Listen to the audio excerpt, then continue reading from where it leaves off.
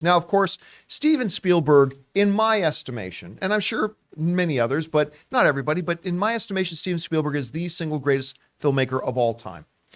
Not only does his resume back that up, but when you go over his resume, he's the one director who has the most diverse portfolio, whether it's old period pieces, whether it's, animation, whether it's comedy, or whether it's action, or whether it's sci-fi, or whether it biopics. He does it all. And he does it all. Hell, he even made frickin' West Side Story and made it the best film of the year. And he may have made the best film of the year this year as well. But did you know, I certainly did it, that he was lined up to direct Harry Potter? Apparently, he was the one who was lined up to direct Harry Potter. And it just so happens that around that same time that he was going to go do Harry Potter, him and Kate, what's his wife's name again? Kate Capshaw. Capshaw were just starting their family.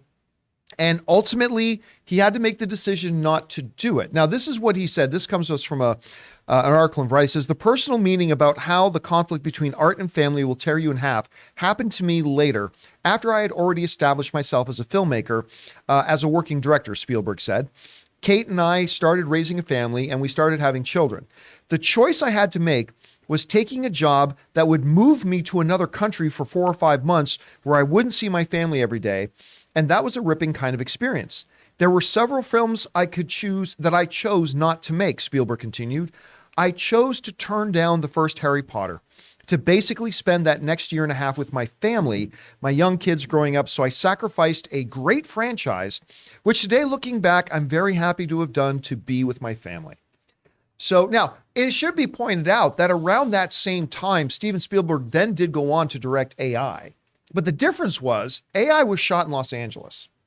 So he could literally go to work, shoot, go home, tuck his kids into bed. And I've heard stories of him before saying that Kate Capshaw actually put her foot down and made a rule. It didn't matter what time your shooting day starts. You are driving your children to school.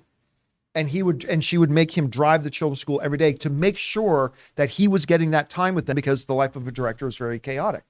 And he said it's like one of the best decisions the family ever made. But Rob, to me, I am trying to wrap my head around this. A Steven Spielberg, who already to me is the greatest filmmaker of all time. I'll have this debate with him, but I don't care. Nobody else comes close. I don't think anybody comes close. When you look at his resume from top to bottom and the diversity in his filmmaking and all that kind of stuff, but take that resume and add Harry Potter to it. The imagination starts to go wild about it. And listen, the first Harry Potter movie was already great. It already set the franchise up. Clearly, they did very, very well, even without Spielberg. But I'm trying to imagine how it could have maybe been a little bit different if Spielberg directed it. And just the fact that his resume, which is already probably the best in history, would also have Harry Potter. I don't know, Rob, you hear about this. Could you imagine a Harry Potter being directed by Steven Spielberg? I can. It would have been amazing, but he did get his protege Chris Columbus, who did Gremlins, and he did too. I mean, John, I can't help but think every morning in the Spielberg house. Meanwhile, in the Spielberg house of family. Okay. No, sorry, that's what I said. But no, I think that, and also by this time, I think also, and he didn't say this, I don't think he would, but he had spent his early career in the 70s and 80s making a lot of escapist fantasy films. And I think as he moved later into his career, that's when we started to get things like Munich and Catch Me If You Can and Lincoln. And I think that he wanted to probably broaden his horizons. So going back and doing Harry Potter, I think he might have seen as also maybe being a step backward in terms of because he could have crushed that. But, he would have crushed. But if you look at AI, AI was a film that Stanley Kubrick was going to make and developed. And he basically gave it to Spielberg because he said, you could make this better than I could. And before his death. And I think that and after he died, I think Spielberg, because they became great friends, Kubrick and Spielberg. And I think that Spielberg also felt an obligation to honor Kubrick after his passing by making AI.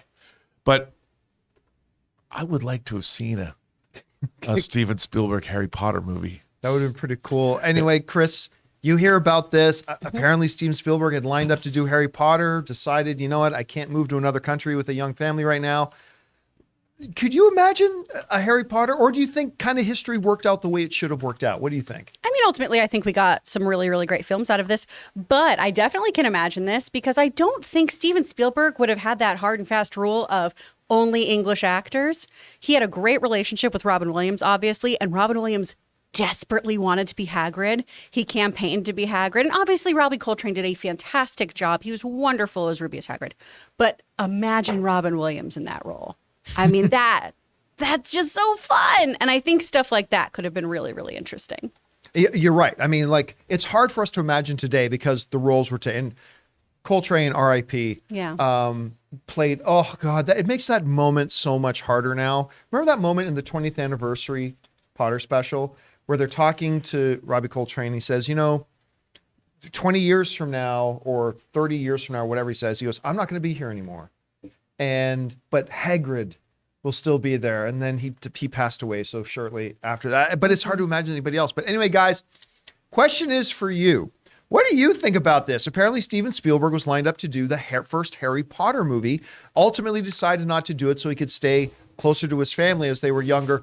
Could you imagine what or how different Harry Potter could have been if Spielberg had done it? Do you think it all worked out just the way it should have worked out? Whatever you guys think, jump down to the comment section below and let us know your thoughts. Guys, we want to take a second and thank a sponsor of this video, ExpressVPN. You've heard me talk about how important it is to have a VPN to protect your online privacy, but choosing a VPN you trust is equally as important. Now, I like to do research on my sponsors, and I only recommend brands to my listeners that I believe in, and I can say with full confidence that ExpressVPN is the best VPN on the market, and here's why. Number one, ExpressVPN doesn't log your activity online. Lots of cheap or free VPNs make money by selling your data to advertisers, but ExpressVPN doesn't do this. They even developed a technology, Trusted Server, that makes their VPN servers incapable of storing any data at all. Number two, speed. ExpressVPN now uses Lightway, a new VPN protocol they engineered to make user speeds faster than ever. ExpressVPN is always blazing fast and lets me stream videos in HD quality with zero buffering. The last thing that really sets ExpressVPN apart is how easy it is to use. You don't need any technical skills to get set up. Just fire up the app and tap one button to connect. That's it. Even your grandparents could do it. And it's not just me saying this. CNET, Business Insider, The Verge, and many other tech journals rate ExpressVPN the #1 VPN in the world. So protect yourself with a VPN that I use and trust. Use my link, expressvpn.com/Campea today and get an extra 3 months free on a 1-year package. Visit expressvpn.com/Campea to learn more.